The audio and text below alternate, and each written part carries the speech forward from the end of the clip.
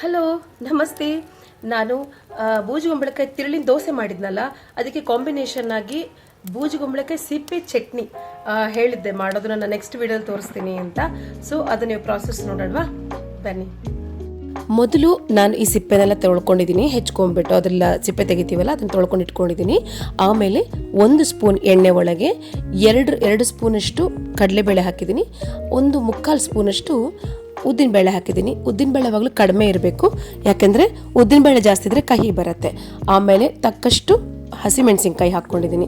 ಖಾರ, ಉಪ್ಪು ಇವೆಲ್ಲ ನಮ್ಮ ಕಣ್ಣೆಳತೇನೆ, ಯಾಕೆಂದರೆ ಒಬ್ಬರ ಮನೇಲಿ ಜಾಸ್ತಿ ತಿಂತಾರೆ ಖಾರ, ಕೆಲವ್ರ ಮನೆ ಕಡಿಮೆ ತಿಂತಾರೆ. ಆಮೇಲೆ ಹಸಿ ಕೊಬ್ಬರಿ ಹಾಕಿದ್ದೀನಿ. ಹಾಕಿದ್ಮೇಲೆ ನಾವು ತೊಳೆದಿಟ್ಕೊಂಡಂತಹ ಬೂಜುಗುಂಬಳಕಾಯಿ ಸಿಪ್ಪೆನ ಹಾಕ್ಕೊಳ್ಬೇಕು. ಹಾಕ್ಕೊಂಡ್ಬಿಟ್ಟು ಅದನ್ನು ಹುರ್ಕೋಬೇಕು. ಮೀಡಿಯಮ್ ಫ್ಲೇಮಲ್ಲೇ ಇದೆಲ್ಲವೂ ಮಾಡಬೇಕು. ಸ್ವಲ್ಪ ಜೋರಾಗಿದ್ದರೂ ಕೂಡ ಸಿಗೋಗುತ್ತೆ. ಇದು ಸಿಪ್ಪೆ ಮುಕ್ಕಾಲು ಬೆಂದರೆ ಸಾಕು, ಪೂರ್ತಿ ಬೇಯೋ ಅವಶ್ಯಕತೆ ಇಲ್ಲ. ಆಮೇಲೆ ಸ್ವಲ್ಪ ಹುರಿದಾದ್ಮೇಲೆ ಸ್ವಲ್ಪ ಅದಕ್ಕೆ ತಕ್ಕಷ್ಟು ಹುಣಸೆ ಹಣ್ಣು, ಲಾಸ್ಟಿಗೆ ಸ್ವಲ್ಪ ಕೊತ್ತಂಬರಿ ಸೊಪ್ಪನ್ನು ಕೂಡ ಹಾಕಿಬಿಟ್ಟು ನಾವು ಸ್ವಲ್ಪ ನೀರು ಹಾಕಿ ಬೇಯಿಸ್ಕೊಳಕ್ಕೆ ಇಟ್ಕೋಬೇಕು. ಅದು ಮೀಡಿಯಮ್ ಫ್ಲೇಮಲ್ಲೇ, ಮತ್ತು ಹೇಳಿದ್ನಲ್ಲ ಜೋರಾಗಿ ಇಟ್ಕೋಬಾರ್ದು ಅಂತ. ಸಾಕು, ಇಷ್ಟು ಬೆಂದರೂ ಸಾಕು.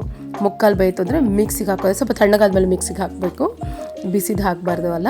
ಹಾಗಾಗಿ ಮಿಕ್ಸಿಗೆ ಹಾಕಿದ್ರೆ ಅದಕ್ಕೆ ತಕ್ಕಷ್ಟು ಉಪ್ಪು ಕೂಡ ಹಾಕಿದ್ದೀನಿ. ನೋಡಿ, ಸಿಂಪಲಾಗಿ ಒಗ್ಗರಣೆ ಹಾಕಿದ್ದೀನಿ. ಎಷ್ಟು ನೀಟಾಗಿ, ಎಷ್ಟು ಚೆನ್ನಾಗಿರುತ್ತೆ, ರುಚಿಯಾಗಿರುತ್ತೆ. ನೀವು ಟ್ರೈ ಮಾಡಿದ್ರೆ ಮತ್ತು ಮಾಡ್ತೀರಾ. ಓಕೆನಾ?